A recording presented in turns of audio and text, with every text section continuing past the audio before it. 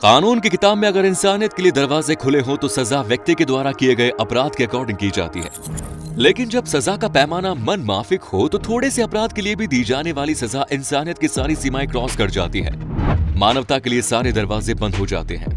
आज हम बात कर रहे हैं दुनिया के अलग अलग कोनों में सजा के कुछ उन प्रावधानों के बारे में जो राजाओं महाराजाओं के द्वारा तय किए जाते थे, जिसके बारे में सुनकर आज भी रोंगटे खड़े हो जाते हैं। हमारा आज का वीडियो आखिर तक वो लोग जरूर देखें जिनमें सच को सुनने और सहन करने की हिम्मत है। बच्चे, मानसिक रूप से कमजोर लोगों और जो कमजोर दिल वाले लोग हैं वो एक बार विचार कर लें। वीडियो को जानकारी के दृष्टिकोण से देखना ठीक है, इसीलिए इसे केवल इनफॉर्मल वीडियो समझिएगा।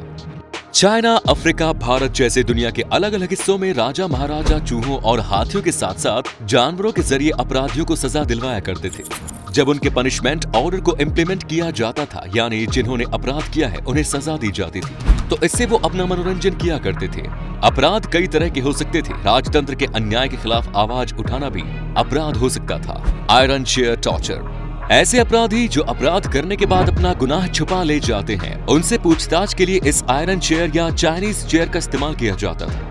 देने का ये तरीका डेंजरस है, उतना ही अमानवीय भी। एक ऐसी कुर्सी थी जिसमें बैठने के साथ साथ पीछे टिककर बैठने जाने के बीच वाली जगह हाथ रखने की जगह पर नुकीले लॉक वाली पीतल की कीलें लगी थी, जिनका साइज छोटा और बड़ा रखा गया था। जब किसी व्यक्ति को पूछताछ के लिए गिरफ्तार करके लाया जाता तो उसे इसी चेयर पर बैठा दिया जाता था। इसके बाद नीचे से आग लगा दी, कीलें गर्म होती और उस आदमी के शरीर को पकाना शुरू कर देती। उसे जब तक बैठा कर रखते थे जब तक कि वो सच्चाई न बता दे। अगर वो व्यक्ति निर्दोष होता था तो उसे छोड़ भी दिया जाता था। लेकिन आप समझ सकते हैं, ऐसी एक चेयर में 500 से लेकर 1500 सीटें होती हैं और बैठने के बाद किसी का जिंदा बच पाना बहुत मुश्किल है। Next is brazing bull. प्राचीन ग्रीस में सजा देने का ये तरीका अपनाया डेंजरस है, उतना ही दिल दहला देने वाला भी। इसमें ब्रोंज मेटल का एक बहुत बड़ा सा बैल होता था जो ऊपर यानी अपनी पीठ की तरफ से खुल जाता था। अपराधी को पकड़कर इस बैल के भीतर रख दिया जाता था, फिर नीचे से आग लगा दी जाती थी। अब आप समझ सकते हैं कि भीतर पहुंच चुके इंसान की क्या हालत होती थी। जब उस इंसान की चीखें निकलती थी तो इस बैल के मुंह में कुछ ऐसी डिवाइस लगी थी कि उसकी चीखें किसी म्यूजिकल इंस्ट्रूमेंट से निकलने वाली आवाज की तरह सुनाई देती थी। आदमी के जलने से जो धुआं निकलता था उसमें बदबू ना हो, इसके लिए कुछ सुगंधित परफ्यूम जाता था जिससे कि वहां से निकलने वाला धुआं खुशबूदार रहे। जिस व्यक्ति ने इसकी खोज की थी उसने जब इसे राजा के सामने रिप्रेजेंट किया तो उसे लगा कि राजा फेलारिस इसे इनाम देंगे, लेकिन राजा ने तो सबसे पहले इसे ही उस बैल के भीतर डाल दिया। जब वो मरने लगा तो उसे राजा ने बाहर निकाल लिया, लेकिन बाहर निकालने के बाद भी उसे मरवा दिया। इसे ब्रॉन्ज या सिसिलियन बुल भी कहते हैं। एक जंग के दौरान प्राचीन ग्रीक का राजा फेलारिस हार गया और उसे टेलमैथिस ने हराया था। उसने हारे हुए राजा फेलारिस को भी ब्रेंज बुल की सजा दी। ड्यूडोरस सिकोलस की एक पुस्तक बिब्लियोथीसा हिस्टोरिका के अनुसार सजा के इस तरीके की खोज ग्रीक कलाकार फेरिलियोस ने की थी। Next is red torture. इस सजा की शुरुआत 17वीं शताब्दी में रोम में हुई थी, जहां यूरोप में डच नेता डिड्रिक सो ने कैदियों को सजा देने के लिए इस तरह के खतरनाक तरीके की शुरुआत की थी। एक ऐसी सजा थी जिसमें चूहे का इस्तेमाल बड़े ही खतरनाक तरीके से किया जाता था। अपराधी को बेंच पर लिटाकर उसके हाथ पांव बांध दिए जाते थे और फिर उसके पीठ के ऊपर एक लोहे का पिंजरा रख दिया जाता था। लोहे के एक पिंजरे में एक चूहा मौजूद होता था और पिंजरे के ऊपर जलती हुई आग का एक बर्तन रख दिया जाता था, जिसकी वजह से पिंजरा गर्म होता था और चूहे को गर्मी लगती थी। ऐसी सिचुएशन में चूहा पिंजरे से निकलकर भागने के लिए आदमी के शरीर को ही कुतरना शुरू कर देता था। एलिजाबेथ ड्यूक की रोमन कैथोलिक नामक राइटर ने यह आरोप लगाया कि टावर ऑफ लंदन के नीचे थेम्स पूरी तरह से अंधेरा कमरा है। बाद में कैदियों से सच उगलवाने के लिए भी इसी तकनीक का इस्तेमाल किया जाने लगा। चूहों द्वारा कुतरकर मारे जाने की भयानक सजा से डरकर अक्सर अपराधी झूठ बोलने की हिम्मत नहीं कर पाता था। Next is milk and honey scepticism. ये सजा पर्शियन एम्पायर में दी जाती थी। 5वीं शताब्दी में पर्शियन एम्पायर में दो भाई आपस में राज सिंहासन के लिए युद्ध लड़ रहे थे। ये घटना 401 बीसी की है, जहां बड़ा भाई ऑरेसिसिस और छोटा भाई साइरस युद्ध के मैदान में आमने सामने थे।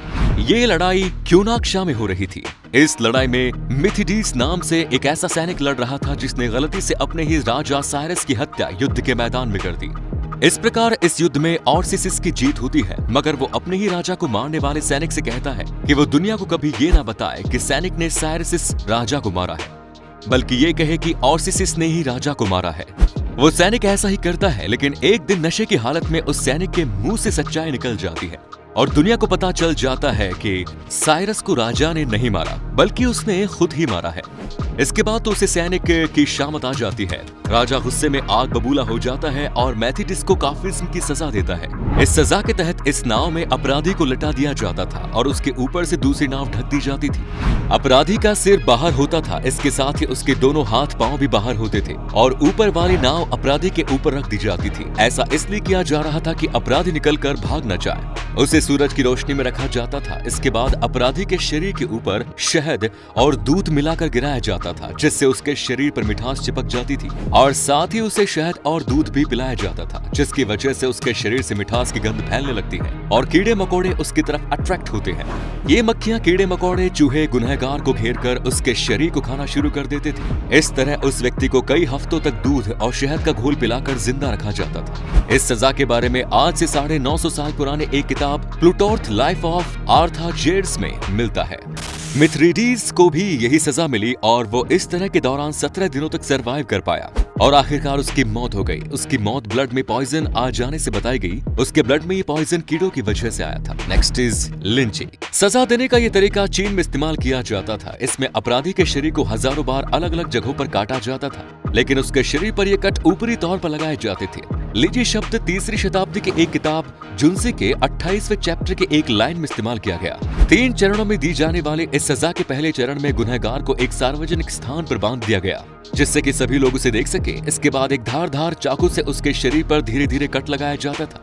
चाइनीज लोगों का मानना था कि गुनहगार को इस तरह टुकड़ों में सजा देने से उसकी आत्मा कम मरने के बाद भी संपूर्ण नहीं होती।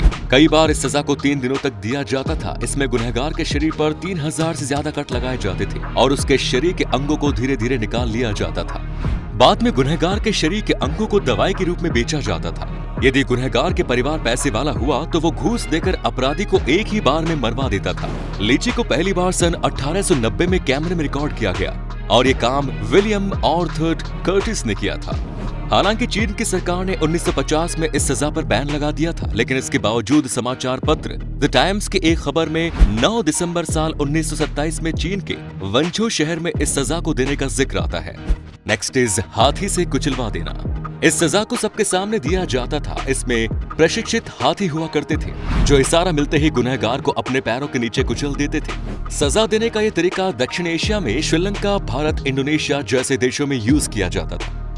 इस सजा के बारे में तो शायद आपने सुना भी होगा, क्योंकि हमारे देश में भी इस तरह की सजा दी जाती थी। खासतौर से मुगल काल में अपराधियों को इस तरह की सजा देने का प्रावधान था। हाथी सबसे ज्यादा भारी भरकम और ताकतवर होता है। इसे अपने साथ रखना तो स्टेटस सिंबल की तरह लिया जाता है। राजा महाराजा अक्सर हाथियों को इसी भाव से पालते थे। तो उम्मीद है वीडियो आपको पसंद आई होगी। अपनी राय कमेंट बॉक्स में जरूर दीजिए। वीडियो पसंद आया तो लाइक जरूर करें।